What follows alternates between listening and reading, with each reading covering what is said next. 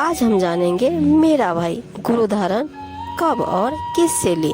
मीराबाई के बारे में सभी जानते हैं कि वो कृष्ण की पुजारन थी, पर उसने गुरु धारण किससे ली और कब ली, आइए विस्तार से जानते हैं। अगर वीडियो अच्छी लगी तो please like, comment, share and subscribe जरूर कर दीजिएगा। तो आइए जानते हैं। जिस श्री कृष्ण जी के मंदिर में मीराबाई पूजा करने जाती थी, उसके मार्ग में एक छोटा बगीचा था।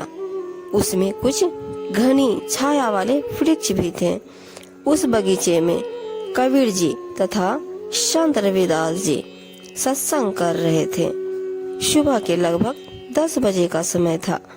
मीरा जी ने देखा कि यहाँ परमात्मा की चर्चा चल रही है, कुछ देर सुनकर चलते हैं। कबीर साहब जी ने सत्संग में संक्षिप्त सृष्टि रचना का ज्ञान सुनाया। कहा कि श्री कृष्ण जी यानी श्री विष्णु जी से ऊपर अन्य सर्वशक्तिमान परमात्मा है।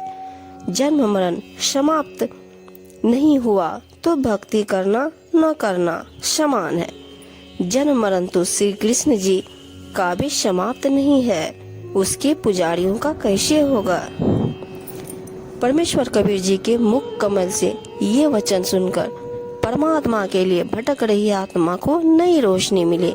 सत्संग के उपरांत मीराबाई जी ने परमेश्वर कबीर जी ने कहा कि आपके धार्मिक अज्ञानी गुरुओं का दोष है, जिन्हें स्वयं ज्ञान नहीं कि आपके सदग्रंथ का क्या ज्ञान बताते हैं।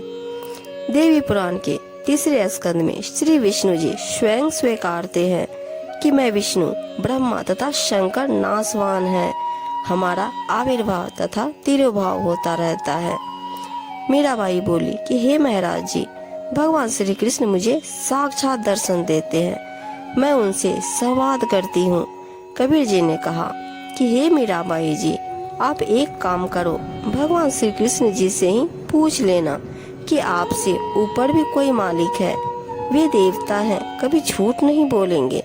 मीराबाई को लगा कि वह पागल हो जाएगी यदि कृष्ण जी से भी ऊपर कोई परमात्मा है तो।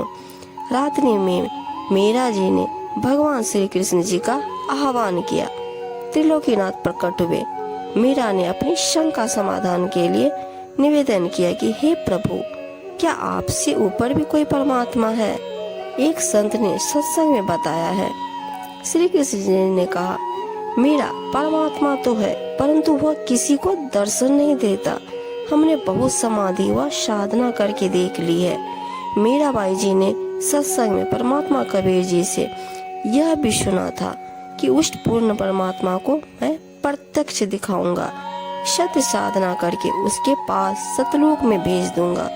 मीराबाई ने श्री कृष्ण जी से फिर प्रश्न किया कि क्या आप जीव का जन्म मरण समाप्त कर सकते हो।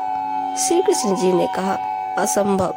कबीर जी ने कहा था कि मेरे पास ऐसा भक्ति मंत्र है जिससे जन्म मरण सदा के लिए समाप्त हो जाता है, वह परम धाम प्राप्त होता है।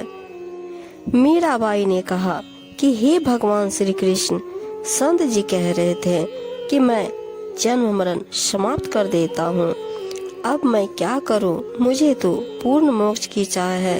श्री कृष्ण जी बोले कि मीरा, आप उस संत की शरण में ग्रहण करके अपना कल्याण कराओ।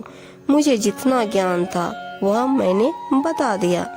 मीरा अगले दिन मंदिर नहीं गई, सीधे संत जी के पास अपनी नौकरानियों के साथ जाकर दीक्षा लेने की इच्छा व्यक्त की तथा श्री कृष्ण जी से हुई वार्ता भी संत कबीर जी से साझा की। उस समय छुआछूत चरम सीमा पर थी। ठाकुर लोग अपने को सर्वोत्तम मानते थे। परमात्मा मान बड़ाई वाले प्राणी को कभी नहीं मिलता। मीराबाई की परीक्षा के लिए कबीर जी ने संत रविदास जी से कहा कि आप मीरा राठौर को प्रथम मंत्र दे दो, मेरा आपको आदेश है। संत रविदास जी ने आज्ञा का पालन किया। संत कबीर परमात्मा जी ने मीरा से कहा कि हे बहन जी, वो बैठे संत जी, उनके पास जाकर दीक्षा ले ले। बहन मीरा जी तुरंत रविदास जी के पास गई और बोली, संत जी, दीक्षा देकर कल्याण करो। संत रविदास जी ने बताया कि बहन जी, मैं चमार जाति से हूँ, आप ठाकुरों की बेटी हो, आपके समाज के लोग आपको भला बुरा कहेंगे, जाति से बाहर कर देंगे, आप विचार कर लें। मीराबाई अधिकारी आत्मा थी, परमात्मा के लिए मर मिटने के लिए सदा तत्पर रहती थी। बोली, संत जी, आप मेरे पिता, मैं आपकी बेटी, मुझे दीक्षा दो। भाड़ में पड़ो समाज, कल को कुतिया बनूंगी, तब यह ठाकुर समाज मेरा क्या बचाव करेगा। सत्संग में कबीर जी ने बताया है कि कबीर कुल करने के कारण हंसा गया गोय, तब कुल क्या कर लेगा जब चार पायों का होए। संत रविदास जी ने उठकर संत कबीर जी के पास गए और सब बात बताई। परमात्मा बोले कि देर ना कर, ले आत्मा को अपने पाले में। उसी समय संत रविदास जी ने बहन मीरा को प्रथम मंत्र केवल 5 नाम दिए। ये 5 नाम शरीर में बने कमलों को खोलने वाले हैं। मीराबाई को बताया कि यह इनकी पूजा नहीं है, इनकी साधना है। इनके लोक में रहने के लिए, खाने पीने के लिए जो भक्ति धन चाहिए है वह इन मंत्रों से ही मिलता है। यहाँ का ऋण उतर जाता है, फिर मोक्ष के अधिकारी होते हैं। कबीर जी तथा संत रविदास जी वहाँ 1 महीना रुके। मीराबाई पहले तो दिन में घर से बाहर जाती थी, फिर रात्रि में भी सत्संग में जाने लगी, क्योंकि सत्संग दिन में कम तथा रात्रि में अधिक होता था। कोई दिन समय निकाल लेता, कोई रात्रि में। मीरा के देवर राणा जी मीरा को रात्रि में घर से बाहर जाता देखकर चल भुन गए, परंतु मीरा को रोकना तूफान को रोकने के समान था। इसलिए राणा ने अपनी मौसी जी यानी मीरा जी की माता को बुलाया और मीरा को समझाने के लिए कहा कि इसने हमारी इज्जत का नाश कर दिया। बेटी माता की बात मान लेती है। मीरा की माता ने मीरा को समझाया। मीरा ने उसका तुरंत उत्तर दिया। मीराबाई की माता ने कहा कि हे मीरा, तू सत्संग में जाना बंद कर दे, संसार के व्यक्ति हमारे विषय में गलत बातें करते हैं। मीरा ने कहा, हे माता, मैं सत्संग में जाना बंद नहीं करूंगी, संसार भले ही ईर्ष्या के आग में जलकर मर जाए। मीरा की माता ने बहुत समझाने की कोशिश की, डराया, धमकाया, फिर भी मीरा टस से मस नहीं हुई। मीरा की माता ने फिर कहा, सत्संग सुनने वाले स्थान पर कुछ युवा भक्त पुरुष भी रहते हैं, कोई तेरे को गलत नजर से देखेंगे। मीरा ने उत्तर दिया कि हे माता, आपके मन में दोष है, इसलिए आपके मन में ऐसे विचार आए हैं। हे माता, वे संत व भक्त तो मेरे माता पिता के समान है, वे ऐसा गलत कार्य नहीं करते। मीरा की माता ने छुआछूत के कारण मीरा को रोकना चाहा। कहा कि मीरा, तेरा गुरु रविदास तो अनुसूचित जाति का चमार है, इससे हम राजपूतों की बेइज्जती हो रही है, सत्संग में जाना बंद कर दे। मीरा ने कहा कि हे माता, आपके विचार से मेरे गुरुजी अनुसूचित जाति के चमार है, मेरे लिए तो मेरे परमात्मा है, मैं उनकी बेटी, वे मेरे पिता हैं, सत्संग में जाना बंद नहीं होगा। कुछ वर्ष के बाद अपने देवर के अत्याचारों से परेशान होकर घर त्याग कर वृंदावन में चली गई। वहाँ कबीर जी एक साधु के वेश में गए। ज्ञान चर्चा हुई, तब मीरा को ज्ञान हुआ कि अभी आगे की पढ़ाई शेष है, यानी केवल प्रथम मंत्र का जाप संत रविदास जी ने दे रखा था। कबीर जी ने सतनाम की दीक्षा दी। मीरा जी को वही रूप दिखाया जिस रूप में संत रविदास जी के साथ सत्संग में मिले थे। मीरा जी का फिर मानव जन्म अब वर्तमान के भक्ति युग में होगा। तीनों नाम की दीक्षा मिलेगी। मोक्ष उसकी मर्यादा पर निर्भर करेगा। यदि आजीवन विश्वास के साथ मर्यादा में रहकर तीनों नामों का जाप करती रही तो मोक्ष निश्चिंत है। वृंदावन में भी मीरा की आस्था श्री कृष्ण में कुछ थी, इसलिए उसने वृंदावन में जाने का विचार किया था और वो वृंदावन चली गई। जब मीराबाई राणा के अत्याचारों से तंग आकर घर त्याग गई थी तो उस क्षेत्र में अकाल मृत्यु, महामारी, अकाल की मार शुरू हो गई थी। ज्योतिषियों ने बताया कि आपके नगर से संत रुष्ट होकर चला गया है, जिस कारण से यह उपद्रव हो रहा है। समाधान बताया कि यदि वह संत जीवित मिल जाए और वापिस मनाकर प्रसन्न करके लाया जाए तो वह आशीर्वाद देकर सब ठीक कर सकता है। राणा ने अपने सभापतियों से प्रश्न किया कि ऐसा कौन सा संत है जो रुष्ट होकर चला गया। राणा का चाचा भवन सिंह राणा का महामंत्री था तथा परमात्मा का भक्त था। मीराबाई के साथ भौम ने भी संत रविदास जी से नाम लिया था। भौम को एक नौकर राजा ने दे रखा था। उस नौकर ने भी उस समय संत रविदास जी से नाम लिया था।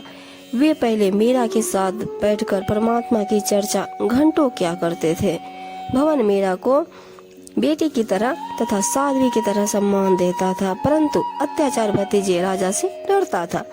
मीरा को सांत्वना देता था कि भक्तों का भगवान रक्षक है। मीरा के चले जाने के पश्चात भवन तथा नौकर बहुत रोते थे, याद करते थे। भौम ने राजा को बताया, मीरा संत थी, वह चली गई, इस कारण से यह सब अनिष्ट हो रहा है। राणा ने कहा, उसे कौन ला सकता है, मैं उसे कभी कष्ट नहीं दूंगा, प्रतिज्ञा करता हूँ। 2 सिपाही जो मीरा की निगरानी के लिए छोड़ रखे थे, मीरा के साथ छाया की तरह साथ रहने का आदेश राणा ने दे रखा था। मीरा की प्रत्येक गतिविधि पर नजर रखने को कहा था। दोनों मीराबाई से ज्ञान चर्चा सुना करते, उसके कष्ट में रोया करते थे। कहते थे कि बहन विश्वास रखो, परमात्मा से सब देख रहा है। मीरा के अचानक चले जाने से उनकी दशा भी खराब थी, घंटों रोते थे। उन दोनों ने खड़ा होकर सभा में कहा कि हम मीरा को लौटा ला सकते हैं यदि जिंदा मिल गई तो। राजा ने कहा, यदि नहीं आई तो क्या करोगे। वे बोले कि हम भी लौटकर नहीं आएंगे। दोनों मीराबाई की खोज में निकले। पता लगा कि बहुत सारे संत वृंदावन में रहते हैं। वहाँ मीराबाई मिल गई। लौट चलने की प्रार्थना की। बताया कि राजा के राज में उपद्रव हो रहे हैं। ब्राह्मणों ने बताया है कि मीरा वापस आएगी तो सब ठीक होगा। राणा ने कहा है कि आगे से मीरा को कोई कष्ट नहीं दूंगा, आप चलो। मीरा ने कहा कि भाई अब मैं नहीं जाऊंगी। उन्होंने कहा, यदि आप नहीं चलोगी तो हम प्रतिज्ञा करके आए हैं कि यदि मीरा जीवित मिल गई तो हमारी बात मान लेगी। राणा ने कहा था, यदि नहीं आई तो क्या करोगे। हमने कहा है कि हम भी नहीं आएंगे। बहन जी हमारे परिवार की ओर देखकर चलो। मीराबाई बोली, यदि मैं संसार छोड़ के चली गई होती तो भी लौट जाते ना। सिपाहियों ने कहा, फिर तो लौटना ही था। उसी समय मीरा जी ने एक तारा वाला यंत्र उठाया, परमात्मा की स्तुति करने लगी। आंखों से प्रेम के आंसू बहने लगे। उसी समय श्री कृष्ण जी की मूर्ति में समा गई।